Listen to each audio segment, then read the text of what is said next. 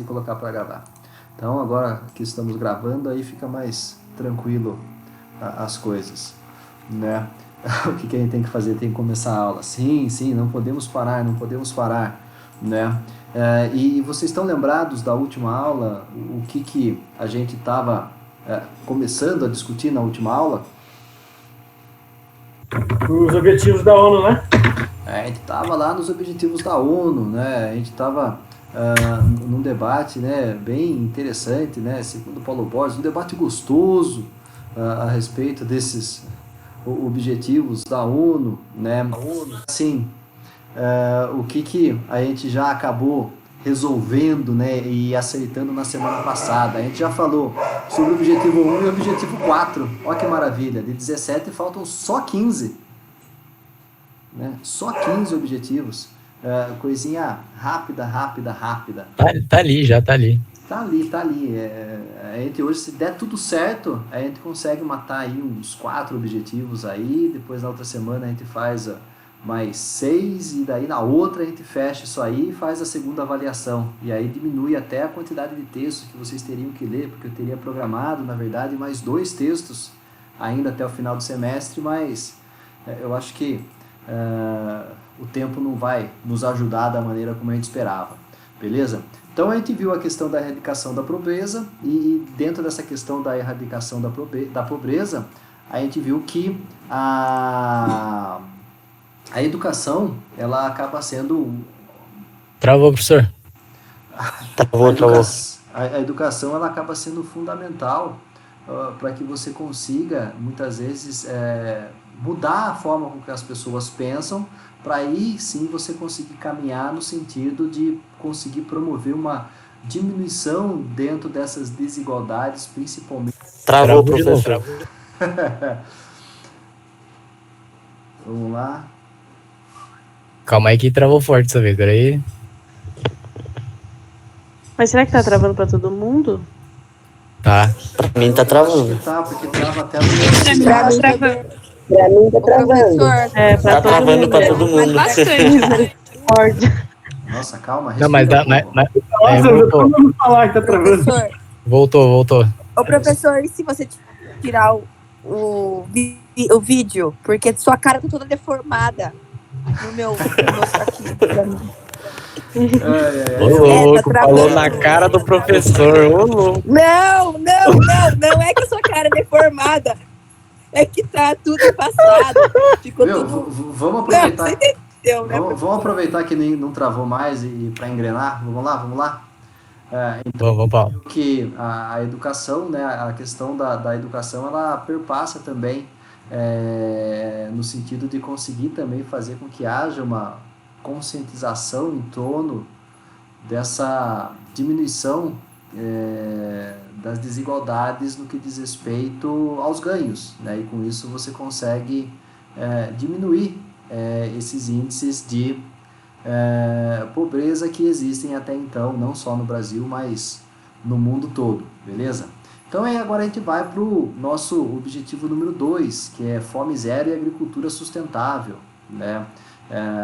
Esse objetivo número 2, ele acaba se aproximando muito daquilo que a gente discutiu logo no começo do semestre, no vídeo Muito Além do Peso e também no vídeo do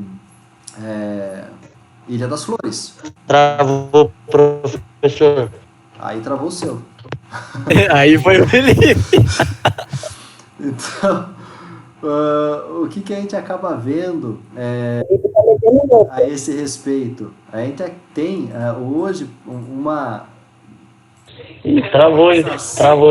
uma polarização também muito grande, da mesma forma que existe na questão da pobreza, também existe no que diz respeito ao acesso à alimentação, né? Da mesma forma que a gente encontra, por exemplo, no mundo, mais de 800 milhões de pessoas passando fome, né? E esse sendo um dos principais fatores de risco no mundo, né? E que causa um número muito grande de mortes, principalmente de crianças, a gente vai ter também a obesidade, também sendo encarada e tida como também um dos principais fatores de risco de morte, né, no mundo. Então você acaba tendo a fome e a obesidade, ou seja, duas situações aí um tanto quanto antagônicas e que trazem uma preocupação muito grande, né? Então, quando a gente pensa nessa questão, não só dessa questão da fome zero, né, de você eliminar essa questão da dificuldade de acesso a alimentos pela população, não é só você oferecer o alimento, mas também é você trazer uma certa qualidade em torno daquilo que acaba sendo oferecido. Então, não é só acabar com a fome, mas é também promover uma melhoria nos aspectos nutricionais, aí pensando na população como um todo, né? Você fazer com que aqueles que são subnutridos tenham acesso a uma alimentação de qualidade, e aqueles que estão se alimentando de maneira errada, e aí não dentro do objetivo em si, né, na questão da fome, mas principalmente na questão do sobrepeso e da obesidade, também entendam um pouco de como que deve ser essa segurança alimentar, essa melhoria no que diz respeito àquilo que eles acabam utilizando como alimento. Fale, Yuri. No caso, a obesidade entra como parte da má nutrição ou não? Só a parte da fome entra? Não, ela entra como má nutrição. Entra também, né? Entra como má nutrição. Então, a hora que você pega lá a questão do objetivo, ele fala da questão da fome zero e agricultura sustentável. Mas eu entendo que, da mesma forma que essa questão da fome é preocupante, o outro lado também é a questão da obesidade, e que passa por essa questão da melhoria nutricional em torno daquilo que as pessoas têm acesso, também acaba sendo um tanto quanto essencial, né? Então, o que a gente vai ter, por exemplo, o mundo em si, ele tem capacidade suficiente de oferecer alimentos de qualidade para todo mundo, né? A capacidade do mundo em produção de alimentos, ela faz com que haja essa condição de atender 10 bilhões de pessoas, né? Vocês estão lembrados nas outras aulas em quantos bilhões de pessoas atualmente a gente acaba tendo de uma maneira aproximada no mundo?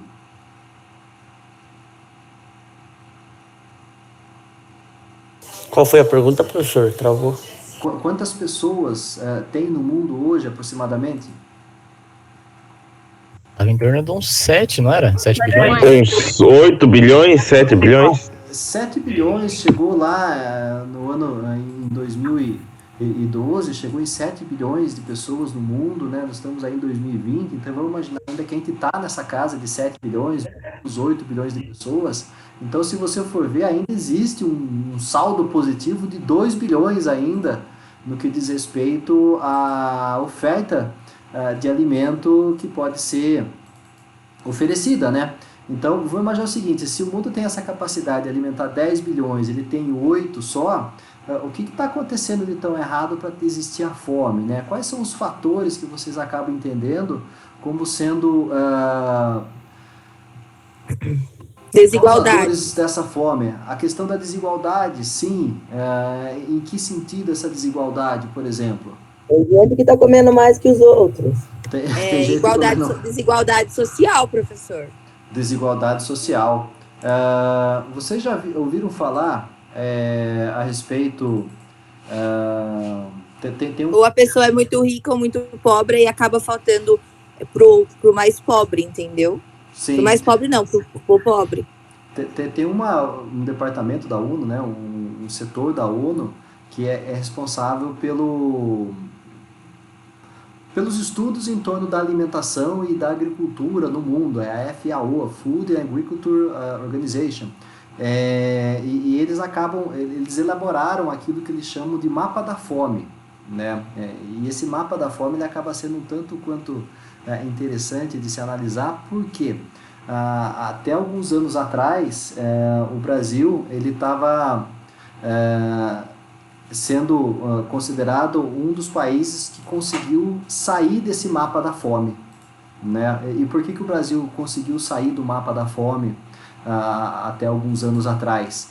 Porque ele conseguiu fazer com que houvesse uma diminuição nessas diferenças que existem, nessa polarização que existem, aqueles que têm mais e aqueles que não têm nada. Então você conseguia ter, por exemplo, permitiu acesso, né, à alimentação por meio de políticas sociais, de políticas assistenciais, que fizeram com que muitas pessoas que estavam em extrema pobreza saíssem de uma faixa de extrema pobreza, não que eles se tornaram ricos, mas eles se tornaram menos pobres do que eles eram, mas ao se tornar menos pobres do que eles eram, eles conseguiram ter acesso a alimentos que até então eles não conseguiam ter acesso. Diga.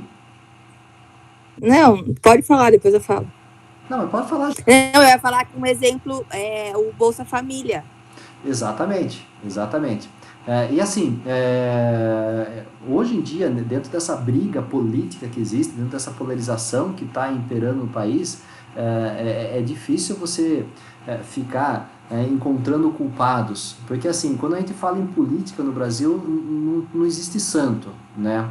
Então, se você for analisar os últimos governos que o Brasil teve nos últimos 20, 30 anos, né, o que você vai acabar observando? Você vai acabar observando correntes ideológicas que existiam por trás de cada um desses governadores, de cada um desses governos, né?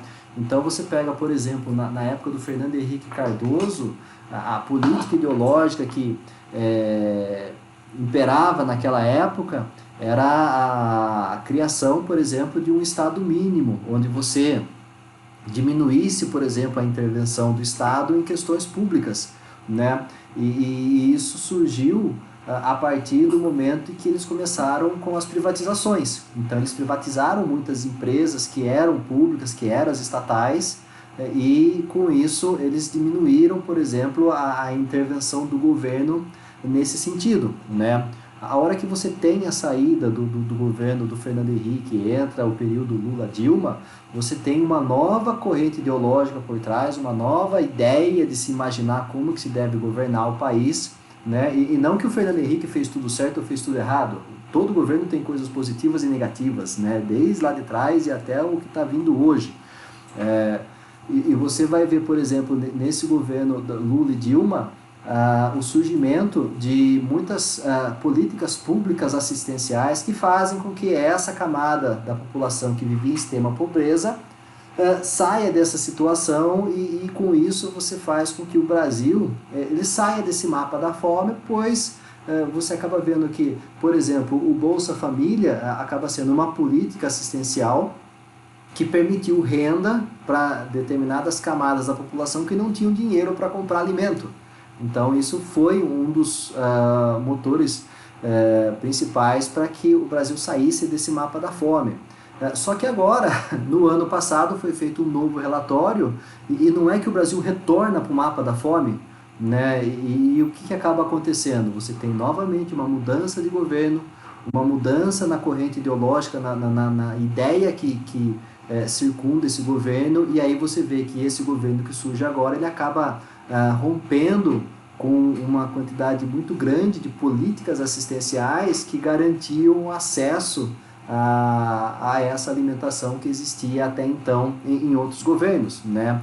Não que ele esteja errado, que ele esteja certo, isso aí só o futuro vai nos dizer, mas que realmente o Brasil volta para o mapa da fome, isso não é uma coisa muito interessante, né? Acaba sendo uma realidade, né? Então, por isso que é importante essas aulas dentro do curso de Educação Física, e não só dentro do curso de Educação Física, mas em outros cursos também, para que as pessoas comecem a pensar de uma maneira diferente e consigam ver o mundo e as coisas de uma forma diferente, né? Normalmente a gente acaba se preocupando muitas vezes só com o nosso universo, né? A gente esquece que o universo ele é muito mais amplo do que a gente possa imaginar.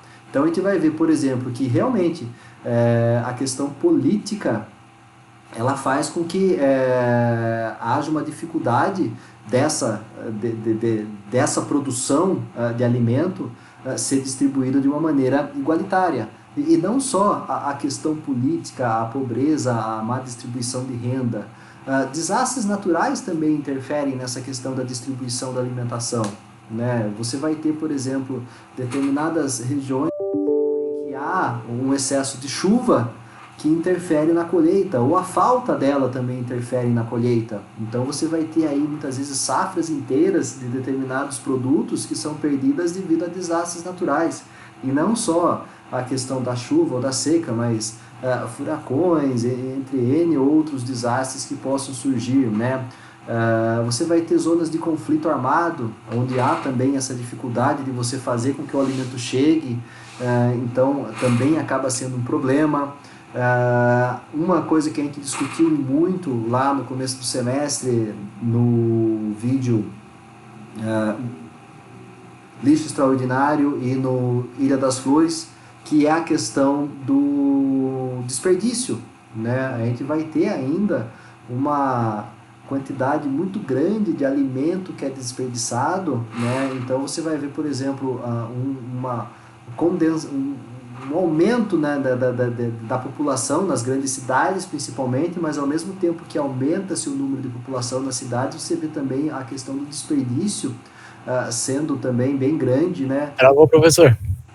Daqui a pouco volta. Deixa eu voltar aqui. É só para repetir de novo, por favor. Então, ele está falando da questão do desperdício. Então, conforme as cidades vão crescendo, esse desperdício também ele acaba sendo muito grande. Então, quando a gente pensa nessa questão da tentativa de erradicação da fome ou diminuição dessa população que vive em extrema pobreza e sem condições de ter o alimento de maneira adequada, a gente vai ver que há uma necessidade muito grande de repensar determinadas realidades, né? E quando a ONU fala que a questão, o universo agrícola, ele é o principal empregador no mundo, né? Então você vai ter, principalmente quando ela fala isso, a existência de grandes conglomerados que são responsáveis por essas produções, né? Se a gente for ver no começo do ano no Brasil, teve um incêndio na Amazônia, que ficou muito conhecido no noticiário. E por que estava acontecendo esses incêndios na Amazônia? Devido principalmente a essa política expansionista que existe desses grandes conglomerados agrícolas que precisam de terra, principalmente para plantar soja, que é o principal commodity de exportação do Brasil para o mundo. Então, eles precisam de uma área maior para plantar soja. E eles pegam qual área para plantar soja? A área que é destinada a pasto para o gado. E aí você faz o que com esse gado? Você tenta arrumar novas pastagens. E como é que você arruma novas pastagens? Devastando a floresta e fazendo com que essa parte de floresta que foi devastada se torne pasto. Então, a gente vai ver que a ONU ela acaba meio que tentando dar uma alternativa no que diz respeito a esse incentivo, por exemplo, de aquisição de produtos de pequenos agricultores, para que esse pequeno agricultor ele consiga ter condições de sobreviver daquilo que ele produz e não tenha que ceder, por exemplo, a grandes conglomerados, porque eles acabam tendo um poderio financeiro muito grande, né?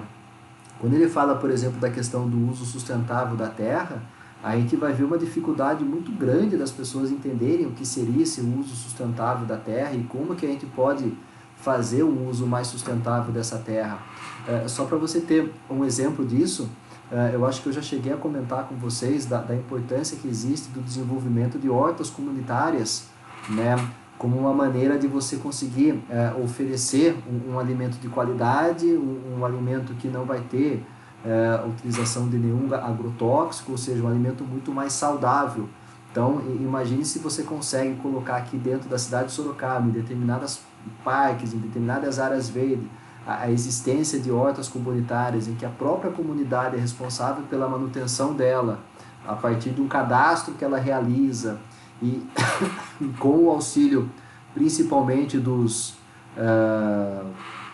comerciantes locais, você consegue fazer com que haja a aquisição dos insumos necessários, sementes, fertilizantes, água, para que essa horta se desenvolva e a partir daquilo que é produzido nessa horta você consiga reverter não só em dinheiro para a própria sustentação, pela própria manutenção dela, mas também você ofereça um pouco daquilo que é produzido para determinadas comunidades que não têm condição de adquirir esse alimento devido à pobreza em que vivem.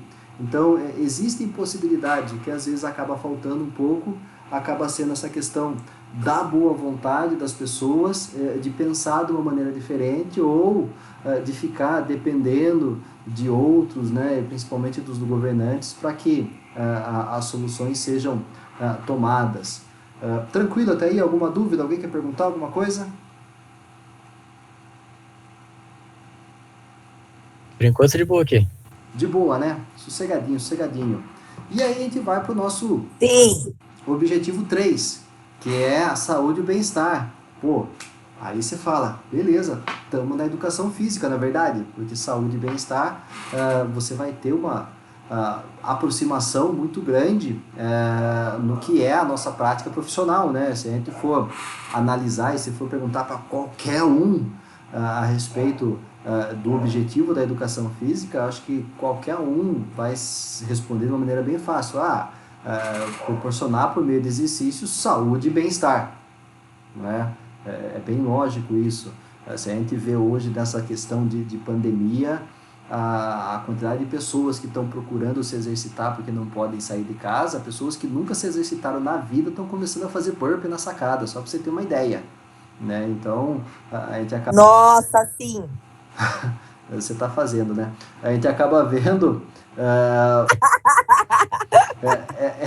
essas coisas que surgem, né? Mas quando a gente pensa nessa questão da saúde e do bem-estar, a gente ainda acaba tendo dados um tanto quanto alarmantes, principalmente no que diz respeito à infância, né? Principalmente no que diz respeito às crianças, né? Então, a gente pega aí 90 milhões de crianças abaixo de 5 anos no mundo morrem de condições que são evitáveis ou tratáveis. Você vai ter, muitas vezes, crianças, principalmente na África, né? E aí, é claro que sempre fica vindo esses exemplos da África, porque se a gente for analisar em termos de continente, é o continente em que as desigualdades são absurdas. Você vai ter criança morrendo na África de diarreia, né? Porque eles não sabem como tratar, não têm condições de tratar. Então, quando a gente pensa nessa questão de tentar assegurar uma vida saudável, promover o bem-estar de todos, em todas as idades, a gente vai ver que a educação física ela acaba sendo essencial, ela acaba sendo muito importante nisso, mas outras profissões também relacionadas à área da saúde acabam sendo essenciais também nisso, né? E não só nessa questão do tratamento, mas principalmente na questão da prevenção a doenças, né? Então, quando a gente pensa nessa questão do assegurar uma vida saudável, promover o bem-estar de todos, a gente está vendo aí que eles falam da saúde da criança, saúde materna, eles pegam, por exemplo, a questão do HIV, que ainda é muito forte em determinadas regiões, mas quando a gente traz para o momento atual, a gente vai ver a dificuldade que existe de você trabalhar de maneira preventiva, né? Então, a hora que você fala, por exemplo, a respeito da necessidade que existe de um afastamento social, esse afastamento social é a maneira mais segura que existe para você garantir uma vida saudável e uma promoção de bem-estar para todos, né? Mas a gente acaba encontrando ainda uma dificuldade muito grande de promoção desse afastamento social. E por que eu falo isso? Porque tem muitas coisas que não fazem parte da nossa cultura e que acabam sendo difíceis de serem introduzidas e que permitam, por exemplo, a manutenção de todas as atividades de maneira daquela que é considerada satisfatória, né? A hora que começou esse negócio da epidemia, que falava para as pessoas a importância que existe de lavar a mão, e os índices vão aumentando, você vê, por exemplo, a dificuldade que existe das pessoas entenderem o quanto a higiene pessoal é fundamental, por exemplo, para você manter a saúde, né? Então, por aí a gente acaba tendo uma ideia, mais ou menos, de como que vão as coisas. Então, a hora que você pega nessa questão da prevenção, a educação ela acaba sendo importante, não só nessa questão do uso de entorpecentes, nessa questão de saúde sexual, de planejamento familiar, de educação no trânsito, para você ter uma saúde, mas principalmente hoje em dia, no que diz respeito à questão da higiene pessoal e bons hábitos, né? É incrível, né, a dificuldade que existe das pessoas entenderem o quanto que a higiene acaba sendo importante. E isso a gente volta lá na origem da educação física, quando você tinha a questão da tendência higienista, né? Em que a educação física estava associada com a conscientização da pessoa no que diz respeito à higiene pessoal, a importância de tomar banho, de escovar os dentes, de lavar as mãos, ou seja, tudo aquilo que a gente viu lá no começo do século passado, ele acaba retornando agora, em pleno 2020, né? Então, a gente acaba tendo essa importância no que diz respeito às questões de prevenção e educação, né? Aí a gente teve a questão da educação de qualidade, que a gente já discutiu na semana passada, e aí a gente já pula para o nosso objetivo número 5, que é a igualdade de gênero. E aí esse objetivo, ele acaba sendo o último que a gente vai discutir hoje. Por quê? Porque é interessante a gente discutir ele, né? Essa questão que existe da igualdade de gênero, e muitas vezes, quase que de uma maneira um tanto quanto inconsciente, as coisas vão sendo realizadas e a gente nem acaba percebendo. Até alguns anos atrás, um dia a gente entrou na sala do Massari, né? Tava eu, Jorginho, Massari e Iris. E a gente começou a conversar, daí um dia o Maurício falou, puta, tava imaginando aqui, pensando, vocês já perceberam que da faculdade inteira, de todos os professores da faculdade, nós só temos a Iris e a Gisele... Calma, professor, eu tenho que repetir. Professor, travou. Calma, tô vendo. Repete. Entendeu mais nada agora. Vamos lá. Não entendi nada. Nós estávamos reunidos na sala da direção, eu, Massari, Jorginho e Iris, beleza? E aí o Massari, nessas conversas de início e final de expediente, ele falou, vocês perceberam uma coisa que só reparei agora, de todos os professores que a FEFISO tem, só temos 2 mulheres, a Iris e a Gisele, o restante são todos homens. E elas recebem igual ou não? Não, isso acaba sendo interessante porque a faculdade em si, ela paga igual, né? É hora-aula, não tem como, né? O que muda é a qualificação do professor. Então, quem é especialista recebe menos do que quem é mestre. Quem é mestre recebe menos que quem é doutor. Quem é doutor está lá no topo da cadeia alimentar, né? Então, isso acaba sendo o único critério que vai diferenciar, mas independe de ser homem ou mulher, né? Mas a gente acabou percebendo isso na faculdade. Daí, a gente viu lá, mas daí tem a Evelyn, agora tem a Crisálida. Mas se a gente olhar na sala de aula, vocês vão ver a diferença que existe, principalmente no que diz respeito ao acesso no ensino superior, nessa relação de curso por homens e mulheres, né? Teve uma vez que eu cheguei a brincar, principalmente o pessoal do primeiro semestre, aquelas turmas de meio de ano que são menores. Eu entrei na sala do primeiro, tinha 42 alunos, né? Desses 42 alunos tinha 4 meninas, o restante era tudo homem. Eu falava que era o curso de segurança no trabalho, né? Também um tanto quanto errada a brincadeira, né? Mas só por aí você tem uma ideia da diferença que acaba existindo. E essa diferença que surge, por exemplo, dentro... Ô, professor, mas é igual o curso de nutrição, a maioria é mulher. Sim, é aí que acaba sendo... Enfermagem também. Porque aí você vai ter, por exemplo... RH. Uma população brasileira, por exemplo, que é extremamente... na verdade, você vai ter hoje no Brasil muito mais mulheres do que homens, né? E quando a gente analisa, por exemplo, uma... Ai, que pena! ...de mulheres em relação à quantidade de homens, a gente vai ver que ainda nos cargos de poder você vai ter muito mais homem do que mulher, né? Então, isso que acaba sendo interessante, né? Essas diferenças que surgem, né? Então, muitas vezes na questão da eleição, a mulher não vota em mulher, ela prefere votar num homem do que votar numa mulher. Por que será que isso que acaba surgindo? Quais são as dificuldades?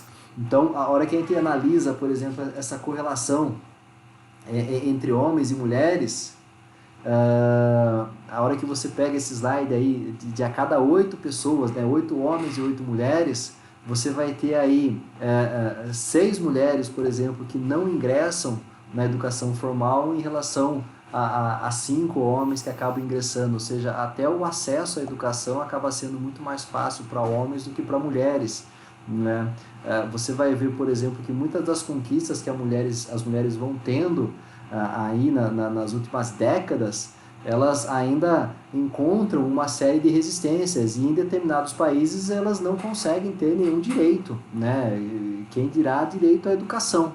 Então, a gente vai ver que, por exemplo, na Ásia, né, numa relação de a cada 100 meninos, 74 meninas são matriculadas na escola primária. Então, aí você já acaba vendo um déficit que acaba surgindo. Então, você vai encontrar ainda determinadas barreiras no que diz respeito ao acesso da mulher, no que diz respeito à educação, no que diz ao respeito ao emprego, né?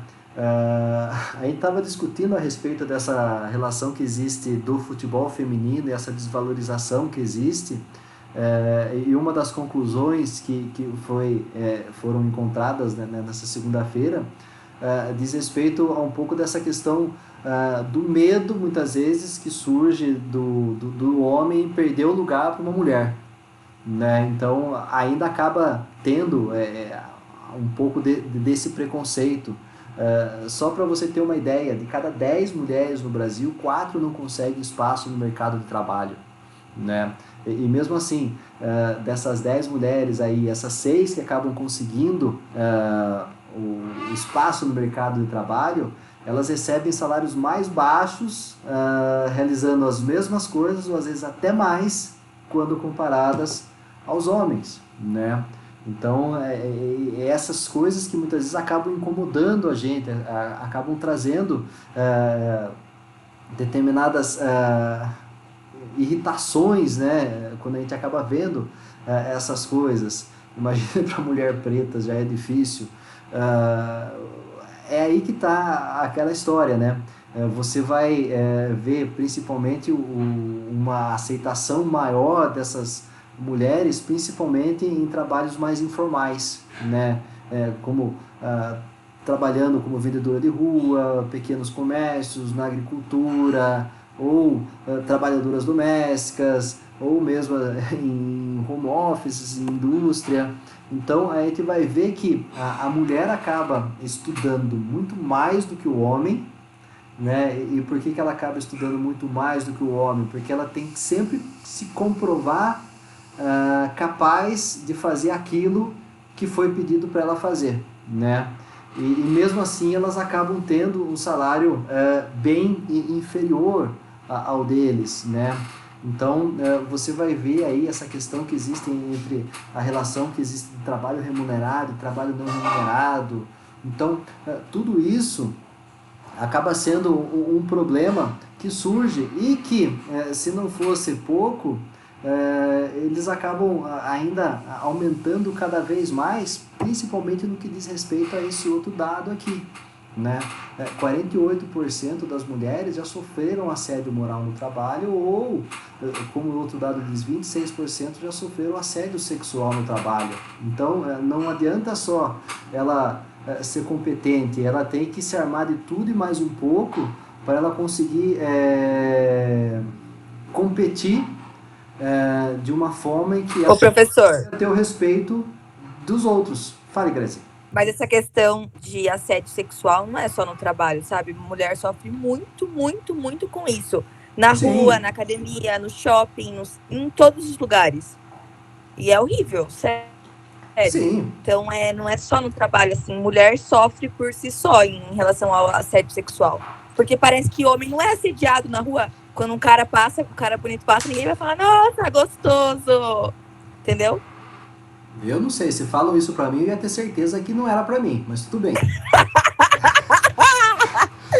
Eu também, professor. Mas assim, por que esse slide ele acaba falando dessa questão do trabalho? Porque, por exemplo, no ambiente do trabalho, que muitas vezes a pessoa se sente mais segura do que fora dele, entendeu? Então, quando você está na rua, por exemplo, eu sei que é totalmente absurdo isso, mas na rua hoje você está muito mais exposto do vulnerável, né? de trabalho, exatamente, você está mais vulnerável. Então você espera que a hora que você está dentro do seu ambiente de trabalho, você se encontra num lugar seguro. E muitas vezes é lá que você acaba encontrando as principais ameaças no que diz respeito não só ao assédio moral, como principalmente, de uma maneira horrível, essa questão do assédio sexual, né? Eu já escutei casos, por exemplo, isso não na faculdade, mas de pessoas que trabalham em empresas, de chefes, diretores de empresas falando e reclamando de ter que trabalhar com mulher, porque mulher só dá dor de cabeça, né? E eu não quero mulher na minha equipe porque mulher engravida, e mulher enche o saco quando engravida. Então, são algumas coisas que estão relacionadas ao assédio moral que são extremamente ridículas, né? E que em pleno século XXI, agora, em 2020, a gente acaba ouvindo isso, né? Então, é importante que haja uma mudança de comportamento em torno de tudo isso, para que você consiga ter, da mesma forma que a gente fala da importância de diminuir desigualdade no que diz respeito à pobreza, diminuir desigualdade no que diz respeito à alimentação, de que você consiga não diminuir desigualdade, mas que você faça com que homens e mulheres sejam respeitados da mesma forma dentro do ambiente de trabalho e fora do ambiente de trabalho, né? Você pega aí 13% das empresas, não existe nenhuma mulher em cargo de liderança. Por que uma mulher não pode ser líder em uma empresa? Qual que é o problema que acaba existindo? Então, são questões como essa que a gente tem que começar a discutir agora, para que aos poucos a gente consiga promover mudanças na forma de pensar das pessoas, na forma de pensar da sociedade, para que isso não se repita, né? E que a gente consiga ter um mundo melhor para se viver e conseguir trabalhar de uma maneira mais adequada e produzindo aquilo que a gente deseja e sem se preocupar se você vai sofrer algum tipo de assédio, seja moral, seja sexual. Alguém quer falar alguma coisa? Eu quero. Fale.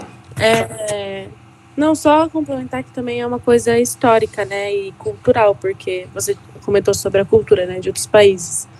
O Brasil também tem a cultura cristã, onde a mulher ela é vista em um cargo inferior ao do homem, que o homem é o chefe de família, o homem pode subir em um púlpito e pregar, e a mulher ela ainda é uma pessoa inferior. E também historicamente, tipo, claro que não linkando completamente, mas se for pensar pelo lado, os negros, quando eles foram escravizados, a gente tem uma dívida histórica com eles, né? Porque foi um atraso na vida deles. E para a mulher pode até se pensar desse lado, onde elas tiveram uma dívida histórica, onde elas tiveram que ficar em casa durante um tempo, não puderam trabalhar, e não podendo trabalhar, elas não podiam ter dinheiro para, quando existisse a faculdade, elas fazerem a faculdade. Então é sempre algo histórico e cultural que faz com que as pessoas de hoje em dia sofram com a falta de igualdade. Sim, eu acho. Mas isso aí, não, tá correto, mas isso aí acaba tendo um princípio, principalmente naquilo que a gente diz, nas relações que as pessoas têm com o poder, né? E não o poder político, mas o poder que você tem de fazer com que o outro seja sujeito às suas vontades. Então, historicamente, chegou um ponto em que houve essa questão, essa ruptura, né? Essa questão da predominância masculina em relação à feminina, em que havia uma certa dificuldade de quebrar esses paradigmas. Então foram poucas, e assim, na história você vai encontrar algumas mulheres que enfrentaram isso daí e sofreram as consequências, né? Só que conforme os tempos foram passando, a gente acaba vendo que essas relações de poder elas vão se modificando, mas sempre existe uma dificuldade de se romper determinados padrões, determinadas convenções, principalmente naquilo que eu digo, nesse medo que o homem tem de perder o controle das coisas e ceder para uma mulher, né? A gente estava com... Ô, professor. Fale. Então, concluindo o que a Maria Fernanda estava falando, eu acredito sim que seja uma questão cultural, né? Só que assim, o empoderamento feminino hoje em dia tá muito alto, tá muito forte, sabe?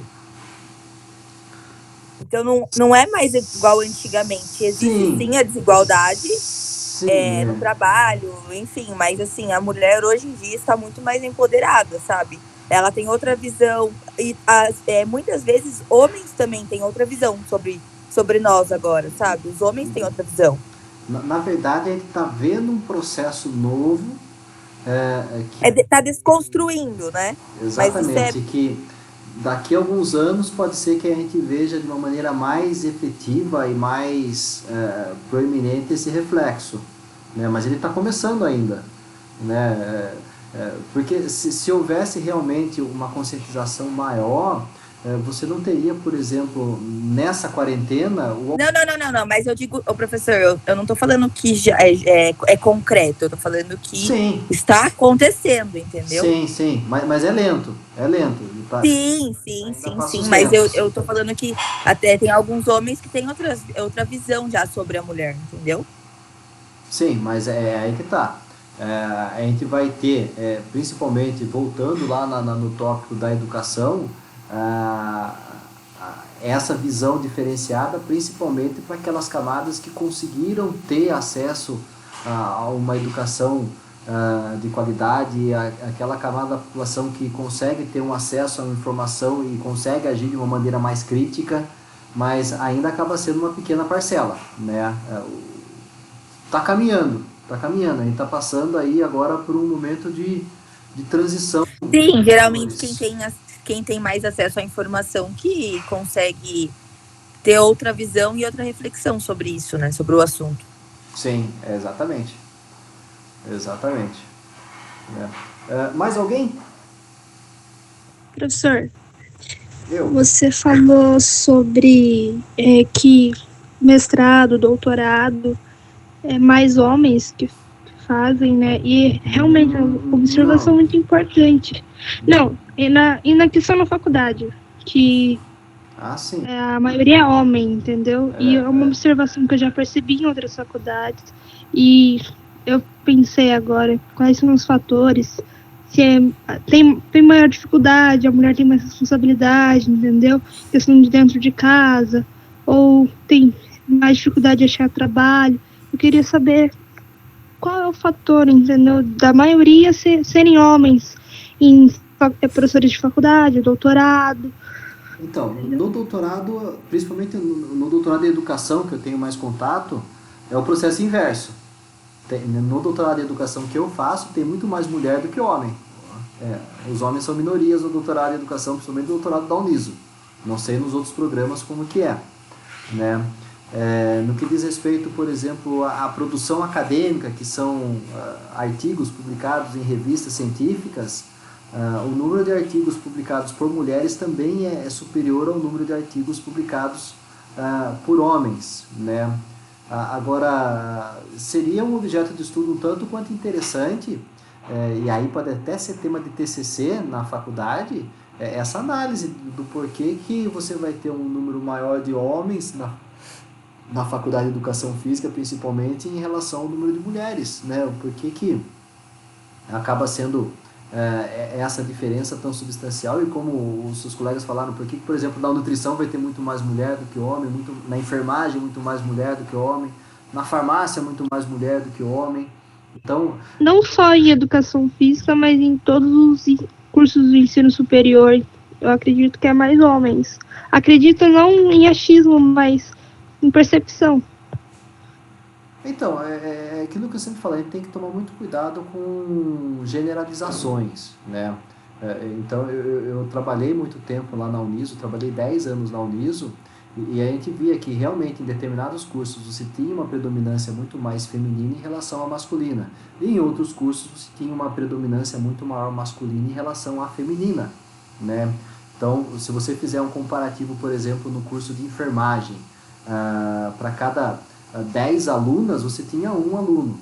A hora que você ia para o curso de tecnologia de informação, curso de TI, para cada 10 alunos, você tinha uma aluna, né? Então era uma relação inversa nessa taxa de matrícula, por exemplo. É uma coisa a se estudar, não sei, a gente pode dar uma pesquisada para ver se a gente encontra algum dado que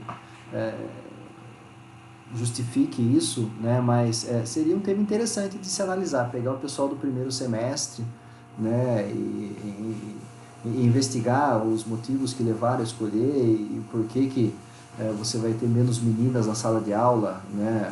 A gente pode ter aí fatores sociais, fatores econômicos, outros aspectos que podem ser levados em consideração, né? Mercado de trabalho, por exemplo, se a gente pegar e fazer uma análise, a gente vai ter também, não generalizando, mas uma participação feminina na sala de aula, principalmente voltada para modalidades da educação física que estão mais próximas ao fitness e às danças, às expressivas, né? Você aí tem uma parcela feminina menor na questão das lutas, na questão da musculação propriamente dita, onde você vai ter uma presença maior dos meninos tendo um interesse maior a respeito dessas disciplinas, né? Então,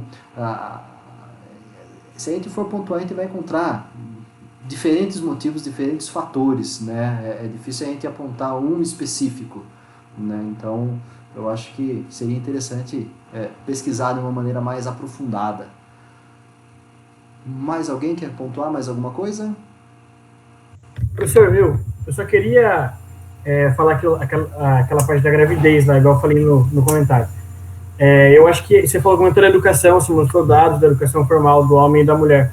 Eu acho que um fator muito relevante é a gravidez, porque ainda que os dois tenham responsabilidade, o homem e a mulher, o menino ele não para os estudos para ter o filho ou para durante uma gestação, e a mulher sim.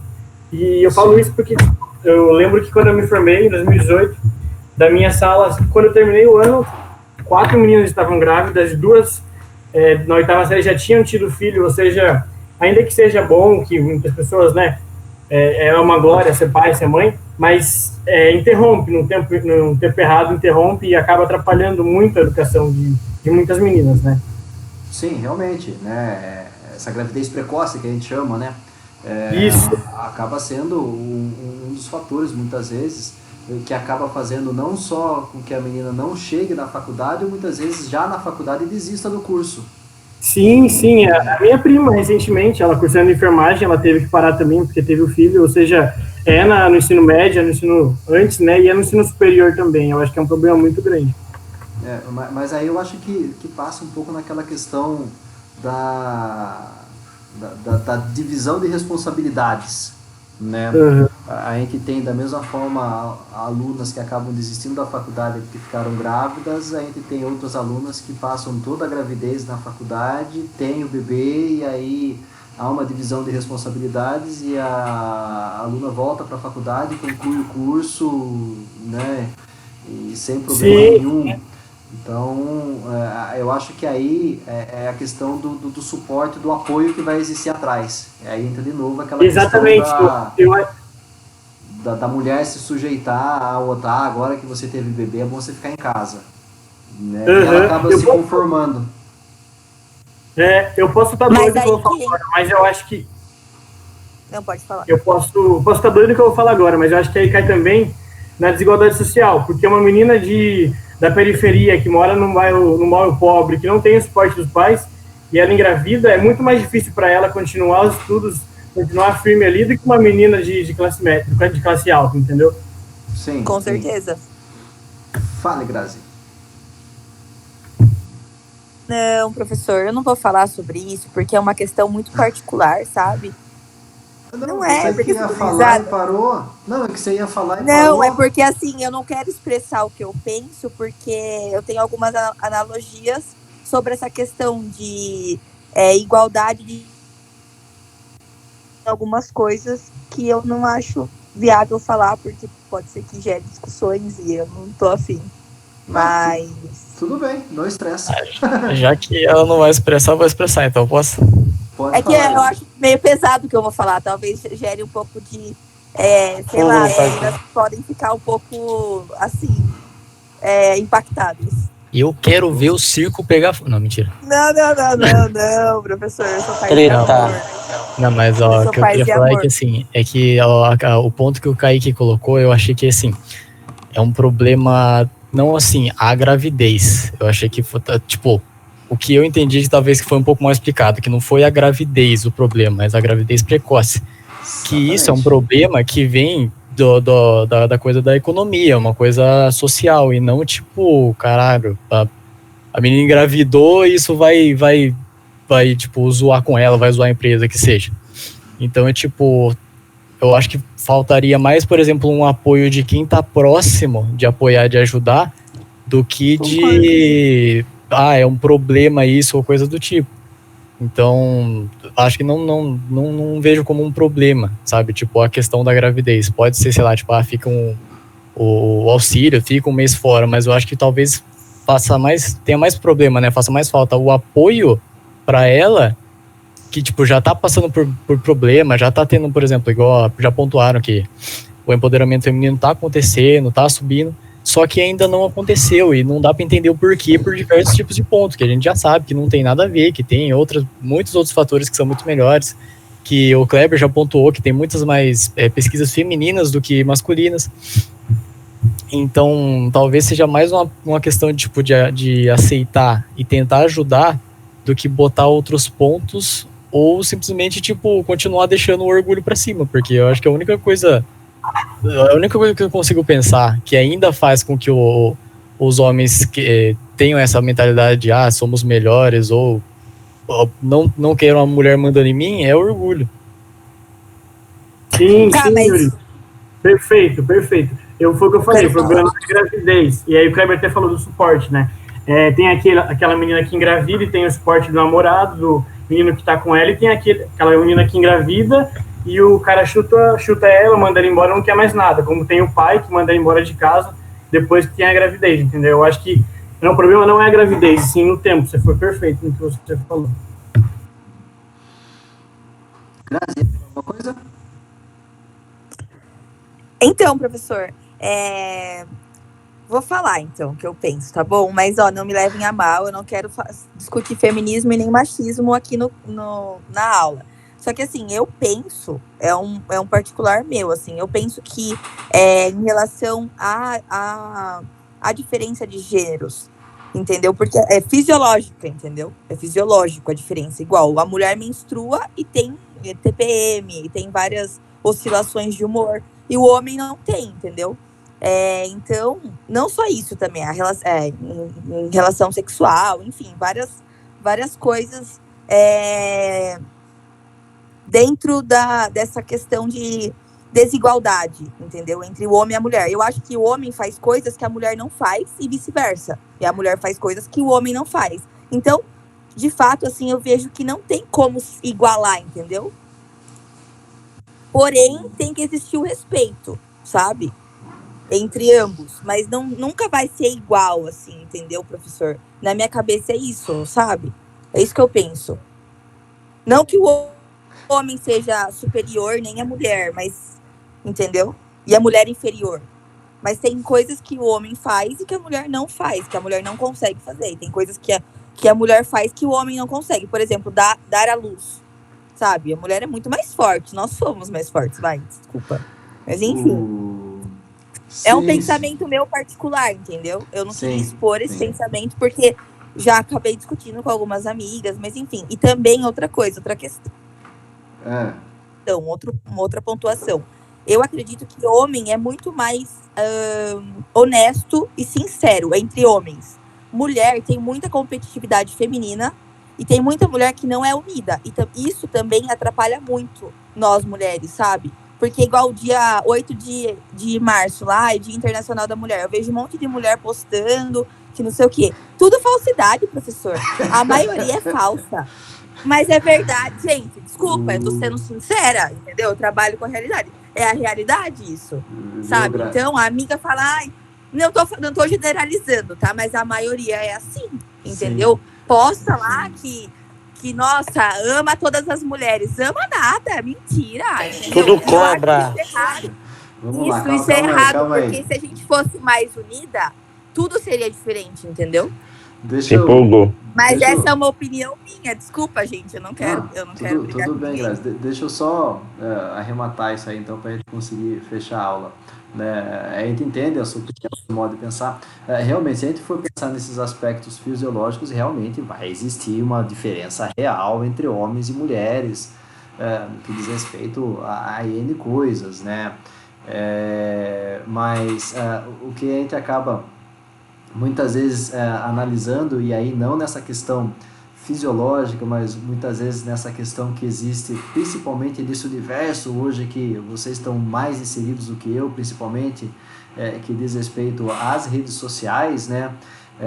Você vai ter a rede social, na verdade, ela tentando mostrar uma falsa realidade, né? Então, esse que acaba sendo o X da questão.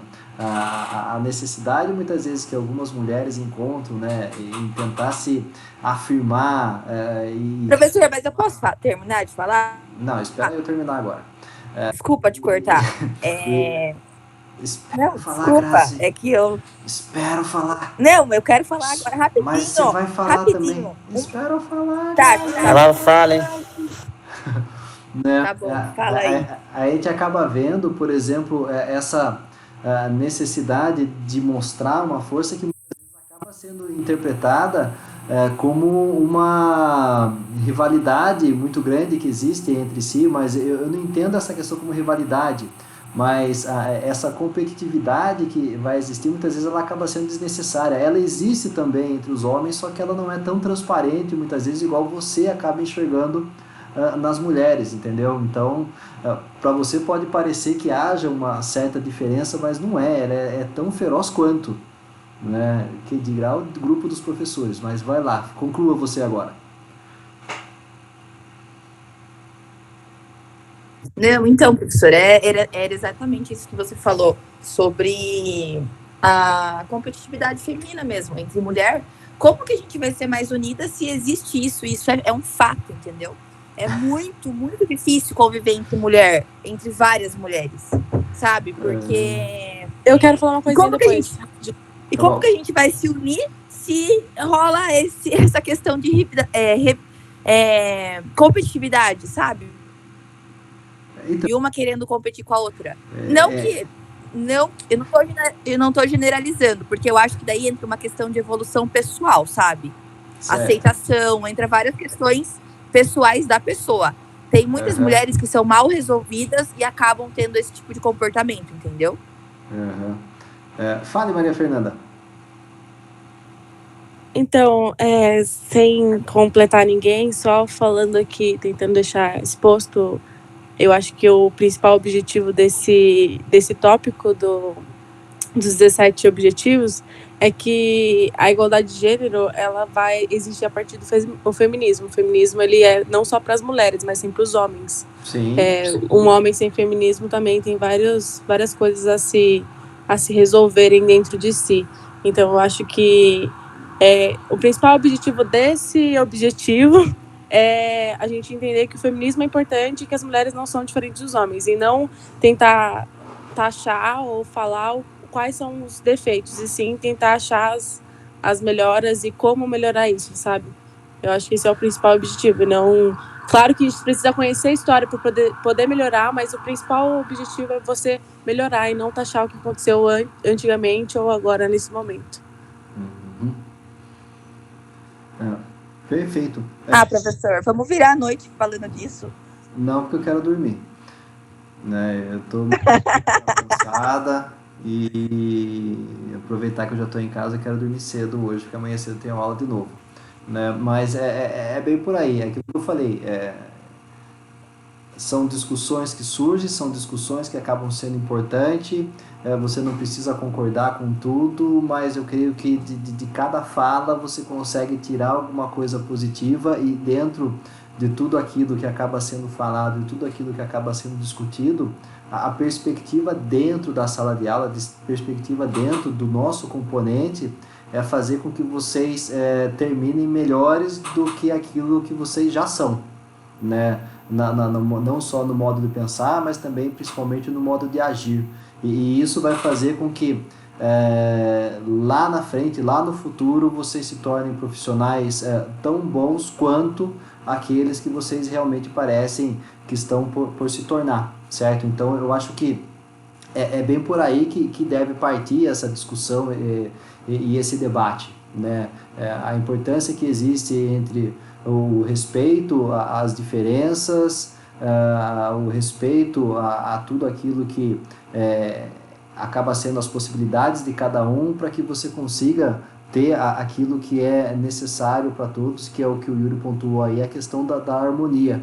Então, só a partir do momento que a gente consegue encontrar esse equilíbrio, que a gente vai perceber essa harmonia surgindo dentro, não só da nossa casa, mas também em todo o meio ambiente que nós estamos envolvidos, e com isso a gente consegue fazer com que a sociedade vá melhorando, né, a partir do momento que a gente consegue influenciar outras pessoas. Beleza, povo? Ô, professor. Fale. De aula em aula, se a gente vê 2 tópicos, vai demorar quantas aulas pra gente terminar os 17 exercícios? Isso que eu ia falar. Não, a gente... se eu tiver na aula, vai demorar. Vai no Natal, filho, no Natal a gente vai estar debatendo tudo. Tem uns tópicos que são um pouco mais, não digo delicados, mas que acabam sendo mais interessantes e legais de discutir, e alguns outros que é bem pau e bola, que a gente não precisa gastar muito tempo neles, não. Esse de hoje foi top, hein? Fale. Oi. Oi. Viu, eu posso assistir as aulas à noite, porque a galera é bem melhor. Você tem que ver se não, vou mandar a Grazi lá pra amanhã, que a gente volta com ela nos assuntos leves, então, pra ela. Não, professor, eu quero fazer a noite. Não, daí eu faço o resto de manhã, entendeu? Do Borges, que eu tenho sono. Entendi. Da Iris eu faço também. Mas a sua aula a sua aula é melhor à noite. Eu gostei. Entendi. Então tá bom. Da turma. Eu posso daí assistir? Pode, à noite? Pode, sem problemas. Tá Eu bom. mando o link para você daí. Beleza? A gente vai fechar por aqui agora, a gente não vai trabalhar mais nenhum objetivo na próxima semana, então provavelmente a avaliação já vai estar disponibilizada para vocês, e aí a gente dá sequência nos conteúdos seguintes, né, nos próximos tópicos. A gente parou no 6, eu acho, 6 ou 7, e aí ficou faltando só 10, rapidinho. Beleza, povo? Professor, depois posso fazer uma pergunta para você, mas não é sobre o assunto, pode finalizar aí. Deixa eu só fechar então a gravação.